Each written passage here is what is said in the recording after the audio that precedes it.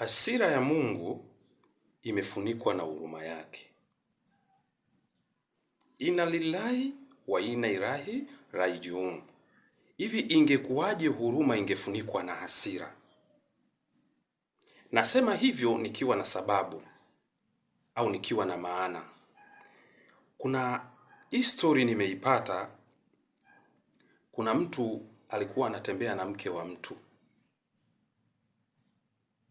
Tena cha ajabu zaidi au kibaya zaidi, yeye mwenyewe pia alikuwa ni mwanandoa au alikuwa na mke, lakini alikuwa anasubutu kutoka kwenda kumwacha mkewe na kwenda kukutana na mke wa mtu.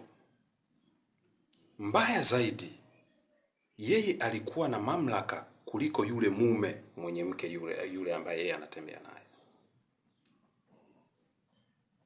Yaani anapomhitaji, akitoa kauli yake kumhitaji yule mwanamke anaweza kufanya chochote ili afike sehemu anakohitajika na huyu mwanaume, hata kama mumewe yupo pale nyumbani.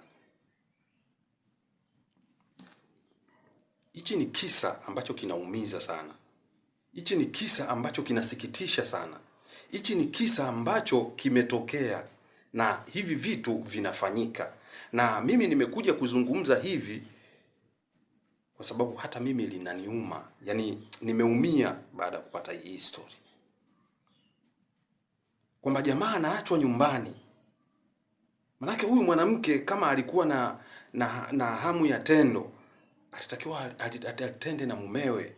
Lakini anamwacha mumewe, anamfuata mwanaume mwingine. Tena huyo mwanaume sasa, ona kina mama akili zao jinsi wenyewe wanavyosema. Sijui hata wakoje. Yaani mimi sielewi tu.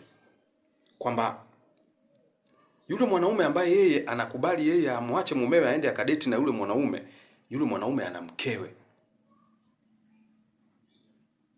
Anamwacha mumewe anaenda kudeti na mwanaume ambaye naye ni mwanaume wa mtu.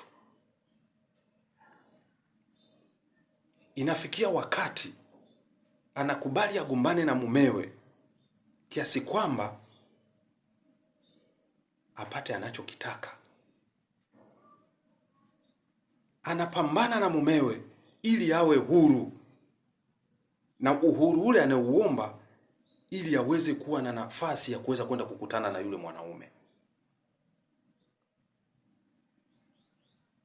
Anafosi kuhitaji fedha kwa mumewe ili ampelekee yule mwanaume.